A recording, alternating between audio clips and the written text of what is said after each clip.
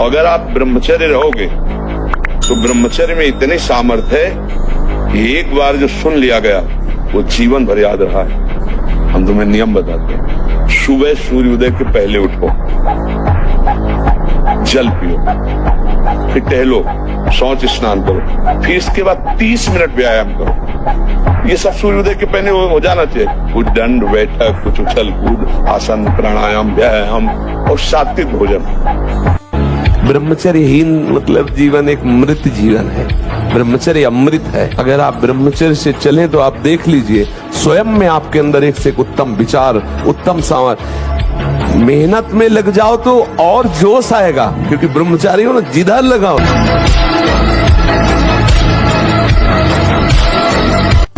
जिस समय आपके हृदय में कोई गंदी चेष्टा करने की भावना, उस समय कहाँ गया आपका विवेक, विचार, भगवत स्मरण कहाँ गया? क्या करने जा रहा हूँ, किससे कर रहा हूँ, कौन है जो मुझे प्रेरित कर रहा है? कहाँ है विवेक आपका, कहाँ है ज्ञान आपका, कहाँ है आपका सतमार्ग का वो दृढ़ संकल्प जो भगवत प्राप्ति के लिए, भगवत प्रेम के लिए, भगवत चिंतन के लिए आपने स्वीकार किया है? आपका ब्रह्मचर्य ठीक हो तो आपका वीर्य अमोघ होगा। किसी भी जगह से एक ऋषि से कम नहीं। आपके विचार पवित्र, आप धर्मात्मा कहे जाएंगे। आपके वचनों का प्रभाव होगा, आपके आचरणों का प्रभाव होगा।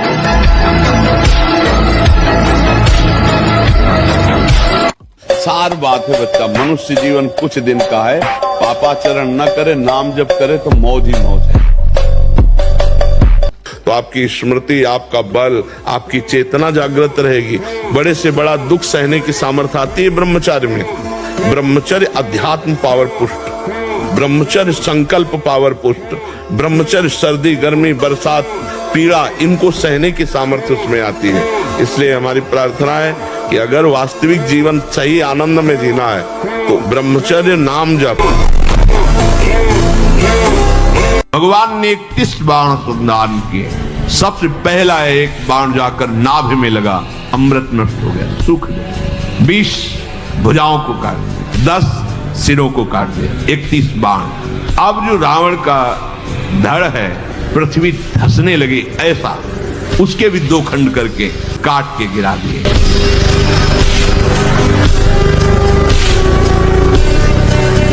ब्रह्मचर्य को धूल धूसरित कर रहा है, ब्रह्मचर्य का नाश कर रहा है। कोई समझ ही नहीं रहा कि कितनी बड़ी हम भयानक गलती कर रहे हैं। ये वीर शक्ति हमारे प्रभु की अद्भुत कृपा है।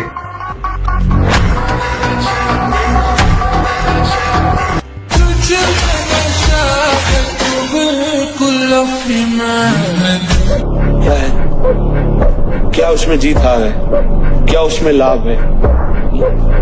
बोले क्यों? कोई मनोरंजन है। इतना समय तुम्हें बर्बाद करने को मनोरंजन समझ में आया? अरे राम कृष्ण हरि राधा कुछ भी बोलते तुम्हारा मंगल हो जाता। तो इसलिए ये मायाकृत गुण और दोष है, हमें इनको नहीं देखना है, हमें उनमें विराजमान प्रभु को देखना है।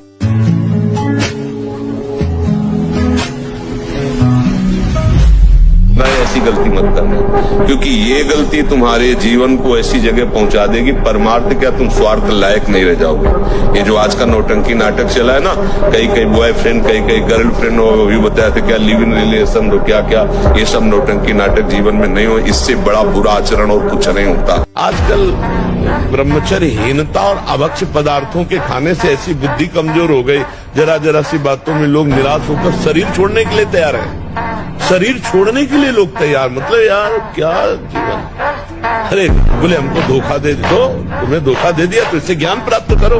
अब ऐसे व्यक्तियों का संग मत करना, शरीर छोड़ने की क्या जरूरत। बोले नहीं, हार गया तो जो तुमसे त्रुटि हुई उसे सुधार और आगे विजय सी प्राप्त कर। बोले नहीं, मेरा कोई नहीं तो परमात्मा है ना, बढ़ आगे परमात्मा को याद बना के, परमात्मा को मित्र बनाकर बढ़, देख संसार में विजय प्राप्त होती। हमें रोने की जरूरत नहीं है। प्रेम में रोना अलग बात है, दुखों से रोने की जरूरत नहीं। अब हमें दुखों को रुलाना है कि अरे हमारा तो कोई प्रभाव इस पर पड़ता नहीं, वो रोए बैठ के। अब हम ऐसे भजन करके ऐसी स्थिति प्राप्त करेंगे कि भारी भारी दुख विपत्तियां हमारे ऊपर आए और वो दुखी हो जाए कि इसके ऊपर कोई प्रभाव ही नहीं पड़ रहा है। जैसे हिरण्यकश्यप दुखी हो गया कि मरेगा कैसे प्रहलाद, मृत्यु दुखी हो रही कैसे मार पाऊं।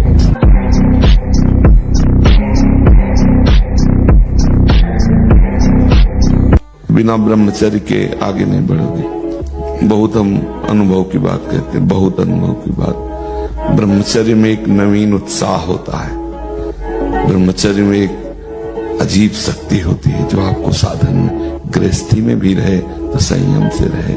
बस संतान उत्पत्ति के लिए आदेश है, नहीं तो ये जीवन केवल भगवत प्राप्ति की है। भगवत प्राप्ति हो जाए और उसके लिए ब्रह्मचर्य आवश्यक है।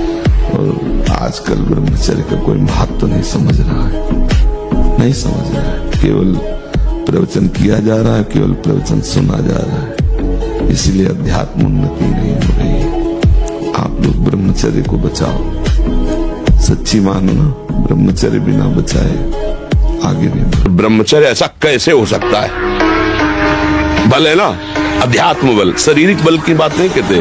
ऐसा कैसे हो सकता है? यदि एक बार ऐसा हुआ तो 1000 बार मैं प्रयास करूंगा और इस पर विजय। वो मतलब जिद्दी स्वभाव, एक निष्ठा उसी से आती है, उसी से। पहले खेती जोतते थे ना किसान, एक पार वाला होता था और पूरे खेत को उसी से जोतला है, बलवान होते। 2 लीटर मठा और 8 रोटी पाए, बैल की जैसी ताकत। अगर बैल को नाक पकड़ के रोक ले तो वो वही खड़ा हो जाए।